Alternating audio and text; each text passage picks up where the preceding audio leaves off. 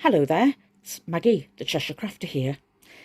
It's a very bright, sunny Sunday afternoon, and it's the Commonwealth Games on the television. And rather than doing any Christmas, I'm doing something very bright and vivid. And I'm going to use these jelly rolls. I bought jelly roll strips, and I bought 40 of them. These are from Rose Hubble, and this is 100% cotton. And this is lovely floral blues and yellows. Just going to show you the prints. If I can do it with one hand. Very bright and sunny, and that's exactly what I wanted for today. That's a plain in the middle, and then a blue dot, and then a yellow floral. I've got some birthdays coming up over the summer, and what I'm thinking of doing is creating some lap blankets. So I'm just literally going to start sewing them together and see how I get on. I'm going to use one jelly roll strip and one pack of jelly roll strips and see how big that makes the blanket. I can then put a border on and make it bigger, but I'll try it that way. In starting a new project, I've changed my needle and the bobbin. I've gone to a new thread. This is a Silco thread. You see that, a Silco thread. And I always encourage you to use a new thread when you're a new bobbin. On a new project, I always change the needle. I've changed the bobbin, I've changed the cotton, and I've done a test run. Now, the reason I've changed the needle is because I previously had a jeans needle in, which would go through very thick layers of cotton. And I've gone to a universal 80 to this one. And I do a test run on a spare piece of fabric first before I start with the fabric that I'm going to use. This is a 5-piece fabric repeat. And what I've done with each strip of fabric is I've put them into strips of 5, and I've put them into the order that I want the fabrics to show on the finished piece. And I'll class each piece and each pattern piece as A, B, C, D, E. So I've done that 5 times.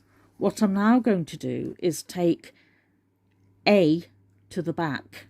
So this one will be B, C, D, E, A. I'll show you what that looks like when I've done it on all of them.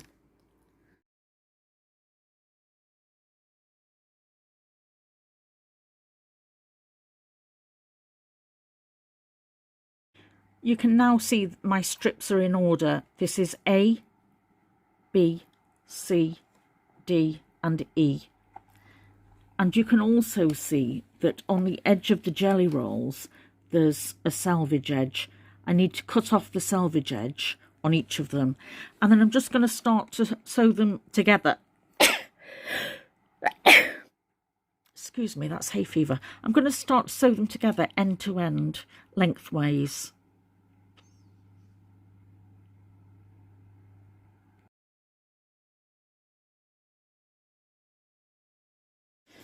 So I've pinned the fabric, and I'm going to sew the ends right sides together. That's the 2 right sides of the fabric together.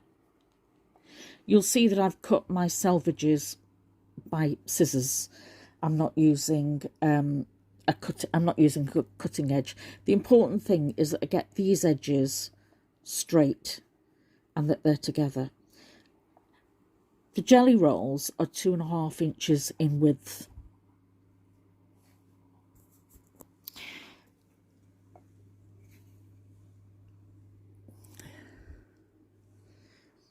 Two and a half inches in width.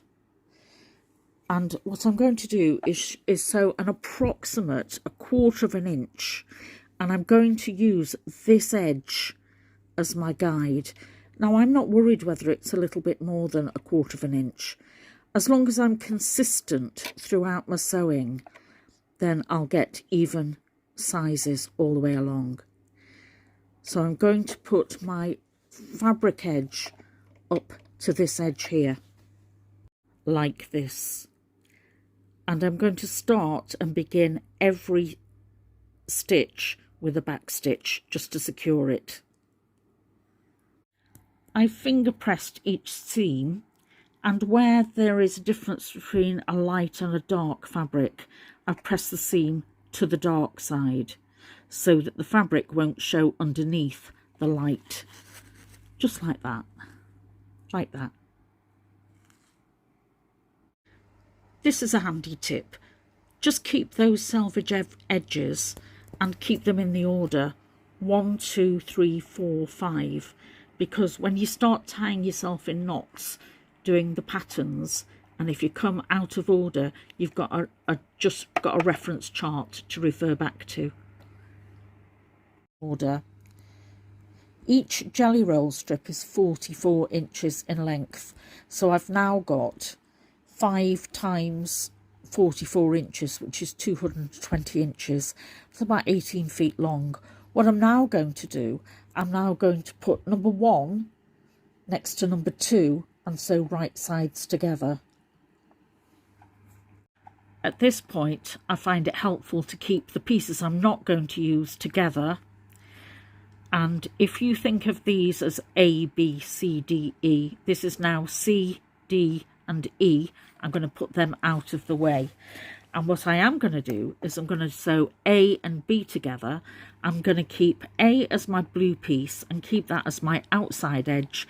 So I'm going to sew along this line, and I'm going to use the same 1/4 inch approximate length right the way along the length of these 220 inches until I get to the bottom. At this point, when you're trying to meet the seams together, try to nest your seams. That means that the seams will go up in one direction and down in another direction. When you look at the number of pieces of fabric that the needle has to go through on each side, there's 2 right sides and 2 seams, which is 4 pieces of fabric. If you put them all pointed in one direction, that's too much fabric for the needle to go through, and it doesn't help your work sit flat.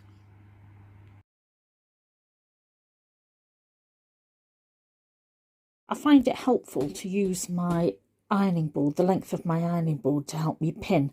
Now I'm now adding the length of row C to row B. Now when you come to a plain fabric, it's very difficult to realise which is the right side and the wrong side of the fabric. So I found it easier to go to the first seam, and it's very easy to pin there and work your way backwards. What you don't want to do is start sewing here and finding that you've twisted the fabric by the time you come to here and you've got to unpick it all. Do it that way, and then you'll get right sides together every time. As I'm progressing, you'll see that come the end point that the ends aren't meeting. Now, I didn't measure the length of the jelly rolls, and I certainly didn't cut them all to equal length at the same time, so don't assume that your jelly roll pieces are the same length. Now, as a consequence of that, when I've pieced them together, I've ended up with a hodgepodge here where my seams don't match. Now, that doesn't bother me too much. I'm not a professional, and I either will decide to keep this quilt as a test piece for me, and the next time I do one, make sure that I measure all the pieces, or I give this as a gift on the basis that I'm an amateur and it's been sewn with love. By the time I do some free motion stitching on that, I might not be that bothered. And when I give a gift like that, I just say, look, it's imperfect, like me, but it's made with love. And sometimes that makes the gift all the more personal.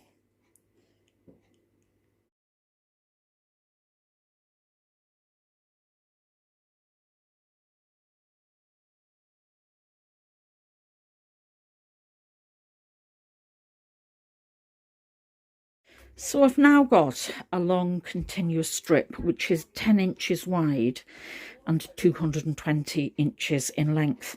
I've ironed it, and I'm going to now cut it into 10-inch squares, and I'm going to be careful I get my sizing correct here. I'm going to use my easy rule and my cutting mat and one of the cutting blades, and I don't find these easy to use. I might resort to scissors, but I'm going to have a go and see if I can do it. And I should get 22 10-inch squares cut from this now. See you on the other side.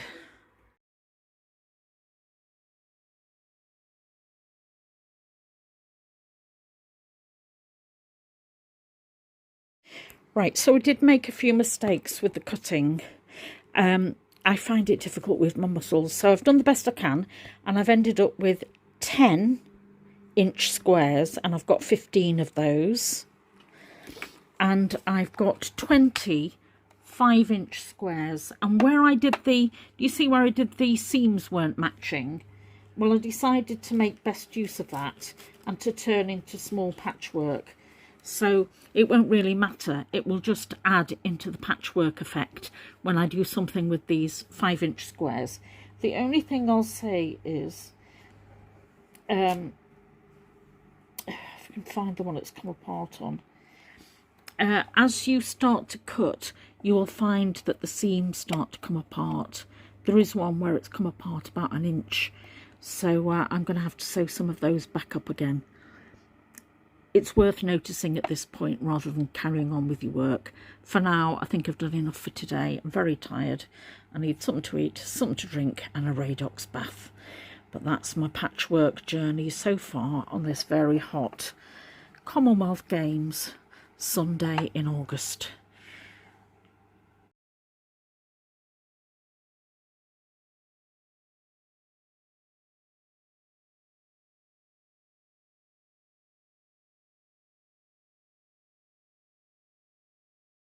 I haven't got a table large enough to do this, so I find it helpful to lay this out on my bed. And what I've done, I've followed the pattern, and I've used horizontals and verticals. But if you'd see, I've tried to make sure that all the edges have not got a plain edge. I'm probably going to border this with a white, so I really wanted a deep colour to show up most of the time around the edges. And what I'm going to do is I'm going to now mark them with post-it notes. So you can see when I take this to the machine, A1, A2, A3, and then I don't tie myself in knots. I find that really helpful. I also find it helpful to take a photograph of what I've planned.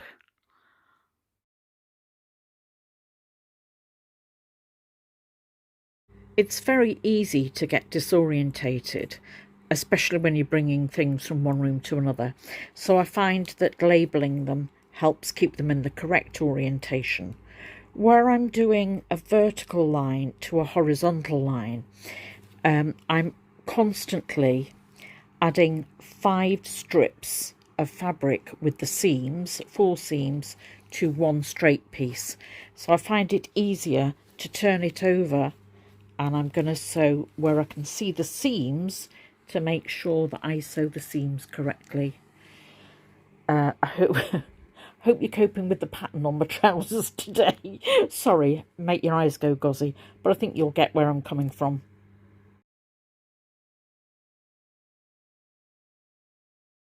Right, well, this is what I've got so far. I've just pinned it up against a towel on my air dryer so that you can see the pattern shape.